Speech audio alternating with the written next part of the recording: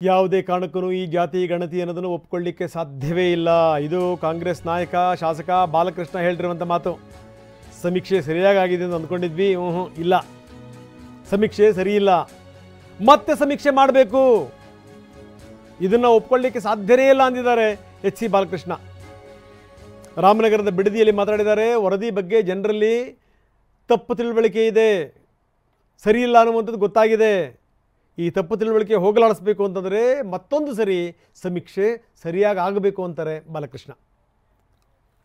ಮಂತ್ರಿಗಳಿಗೆ ಮನವಿ ಮಾಡಿ, ನಮಗೆ ಗೊತ್ತಿರತಕ್ಕಂಥ ಮಾಹಿತಿ ಪ್ರಕಾರ ಸಮೀಕ್ಷೆ ಸರಿಯಾಗಿ ಆಗಿದೆ ಅಂತ ಅಂದ್ಕೊಂಡಿದ್ದೀವಿ ನಾವು, ನಮಗೆ ಕೊಟ್ಟಿರ್ತಕ್ಕಂಥ ಮಾಹಿತಿ.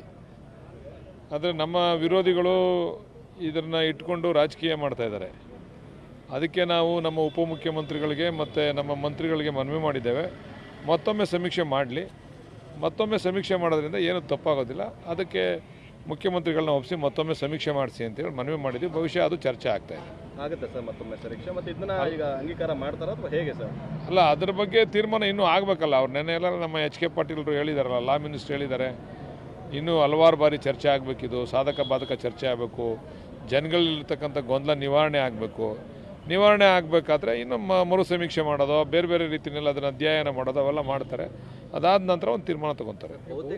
ಮನೆಗಳಿಗೆ ಬಂದು ಸಮೀಕ್ಷೆ ಮಾಡಿಲ್ಲ ಅನ್ನೋದ್ರ ಬಗ್ಗೆ ಕೂಡ ಚರ್ಚೆ ಆಗ್ತದೆ. ಅದನ್ನೇ ನಾವು ಹೇಳಿದ್ದು. ಅದಕ್ಕೋಸ್ಕರ ಈ ಒಂದು ವಿರೋಧ ಪಕ್ಷಗಳು ಮಾಡ್ತಾ ಇರ್ತಕ್ಕಂಥ ಆರೋಪಕ್ಕೆ ನಾವು ಏನಾದ್ರು ಅಂತಿಮವಾದಂಥ ತೆರೆ ಎಳಿಬೇಕಲ್ವಾ, ಅದಕ್ಕೋಸ್ಕರ ಮರು ಸಮೀಕ್ಷೆ ಮಾಡಿಸಿ ಅಂತ ನಾವು ಮನವಿ ಮಾಡ್ತಾ ಇದ್ದೀವಿ. ಇದು ಬಾಲಕೃಷ್ಣ ಅವರ ಮಾತು. ನಿನ್ನೆ ತಾನೇ ಚನ್ನಗಿರಿ ಶಾಸಕರು ಹೇಳಿದಂಥ ಮಾತನ್ನು ನೋಡಿದ್ವಿ.